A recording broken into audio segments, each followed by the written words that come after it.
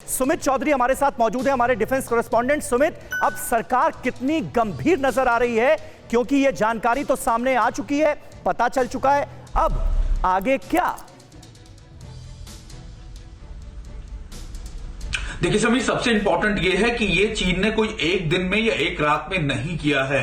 आप सबसे पहली इंपॉर्टेंट बात ये है कि 1959 के बाद से ही लगातार चीन इन इलाकों पे अपना डोमिनेशन बहुत तेजी से जमाने लग गया था। और सबसे इंपॉर्टेंट बात ये है कि 1990 से, क्योंकि ये रिपोर्ट कई बार सामने आई, हमने भी कई बार रिपोर्ट देखी थी, इंटेलिजेंस रिपोर्ट, जिसमें साफ तौर पर दर्शाया गया था कि कैसे इन इलाकों के अंदर चीन अपने छोटे छोटे बेसिस को बनाना शुरू कर रहा है। 1990 से 2000 के बीच में अपनी आर्मी पोस्ट पीएलए की तरफ से बना ली गई थी इन इलाकों के अंदर। यह चीन की स्ट्रैटेजी है समीर। ये जानना होगा कि इस्लामी स्लाइसिंग जिस कॉन्सेप्ट पे चीन काम करता है, धीरे धीरे इन इलाकों को पहले आने जाने के लिए शुरुआत करना, फिर अपनी एक पोस्ट बनाना और फिर धीरे धीरे अपने रिहायशी इलाकों को वहां पे बसा देना, और ताकि यह दिखाया जा सके कि ये इलाके तो हमारे हैं, हमारे लोग काफी लंबे समय से रह रहे हैं। और इस इलाके में भी चीन ने यही स्ट्रैटेजी अपनाई है। पिछले कई दिनों से चीन ने यहां पर अपने इंफ्रास्ट्रक्चर को बहुत तेजी से बढ़ाया है, या फिर आप कह सकते हैं कि डोकलम के बाद से ही यहां पर इंफ्रास्ट्रक्चर को और ज्यादा मजबूत करने का काम किया है। मैंने खुद जब आर्मी चीफ से समीर ये बात पूछी थी 12 तारीख को इसी महीने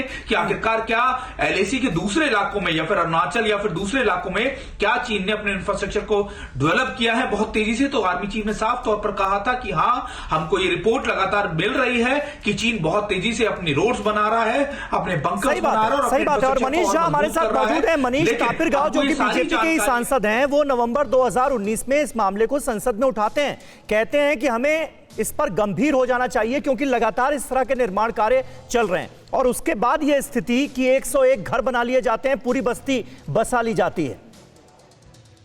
देखिए समीर, तापिरगांव साहब, निश्चित तौर पर अरुणाचल प्रदेश में कम से कम चीन की तरफ से जो इंफ्रास्ट्रक्चर डेवलपमेंट हो रहे हैं उसको लगातार संसद के माध्यम से और बाहर भी इन जानकारियों को लाते रहे हैं, और उसके जरिए हम सबको पता भी चलता रहा है, क्योंकि उनका वहां पर अच्छा लोकल नेटवर्क भी है, अच्छी जानकारी भी है, और बहुत सारी बातें जो डिफेंस से अलग वो बताते भी हैं।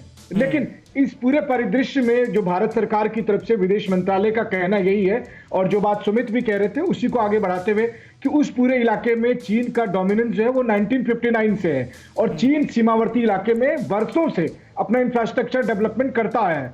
हाँ, नई बात यह है कि अब भारत सरकार भी चीन के पैरेलल उन इलाकों में अपना इंफ्रास्ट्रक्चर डेवलपमेंट के तौर पर सड़कें बना रही है, पुल बना रहे हैं। और सरकार का कहना यह है कि जो बातें सामने आ रही है गांव को लेकर, जो खबर हम दिखा रहे हैं, ये भी उनकी जानकारी में है, इस पर वो नजरें बनाए हुए हैं, और भारत की एकता और अखंडता के लिए जो भी जरूरी कदम वहां उठाए जा सकते हैं वो हम उठा रहे हैं, ये सरकार का कहना है। लेकिन निश्चित तौर पर जो जानकारी आ रही है, इससे चीन का इंटेंशन बताता है कि चीन सीमावर्ती इलाके पर अपनी दावेदारी को मजबूत करने, बिल्कुल साफ तौर पर यह बात नजर आती है कि चीन आखिर चाहता क्या है। न्यूज़ टॉप 9 रोज सुबह 7 बजे और शाम 7 बजे सिर्फ TV9 भारतवर्ष पर।